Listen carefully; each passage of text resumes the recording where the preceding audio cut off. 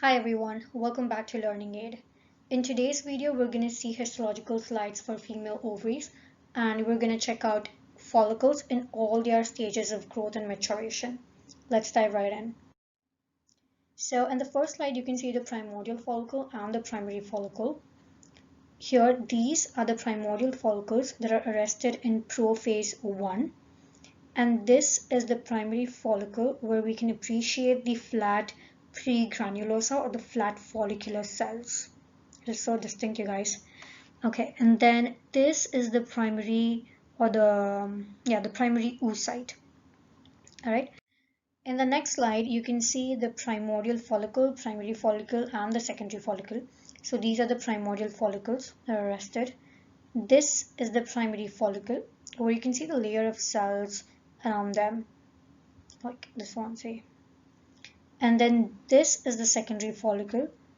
So here you can see the proliferating granulosa cells, and that's the stratified granulosa. And then this is the primary oocyte surrounded by zona pellucida. We can't really appreciate thecal cells in this slide, but we'll come back to that soon, okay? Next slide, you can see the tertiary follicle. So here, if you see at the periphery, the dark red or the maroon cells, these are the theca cells. And then the light pinkish cells, these are granulosa cells. And then here is the fluid-filled antrum and the primary oocyte that is surrounded by granulosa cells.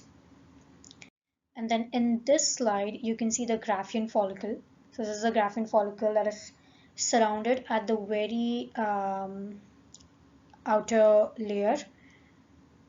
Here you can definitely appreciate the thecal cells. So these are the outer thecal cells, that is theca externa, and then these are the theca interna.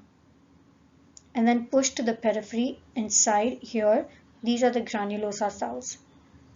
And this is the antrum, that is the fluid-filled space. Okay, this is the primary oocyte that is surrounded by zona pellucida, and the cells around it, the whole structure, this forms the corona radiata.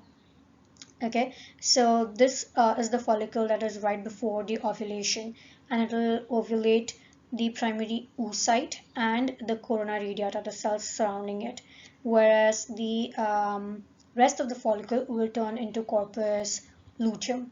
Okay, so yeah, this is all I have for you guys for this video. I hope this was really helpful, and I'll see you guys in my next video. Thanks.